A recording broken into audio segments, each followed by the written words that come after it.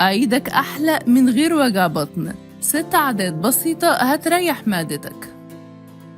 عيد الفطر يعني فرحة ولمة وأكل كتير، بس ساعات الأكل الكتير بيجيب مشاكل في الهضم، كحك، بسكويت، حلويات، تسالي، والمعدة بتتعب بعد شهر صيام ونظام مختلف تماماً. الأكل الدسم والمملح بيزود الانتفاخ والحموضة والتقلصات، والحل بسيط وسهل. اتبع 6 عادات هتخلي معدتك مريحة وتخلي العيد لذيذ. ابدأ يومك بكوباية مية دافية ومعاها عصرة ليمون.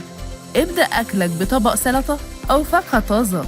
قسم أكلك لكميات صغيرة وحاول تنوع في الأصناف.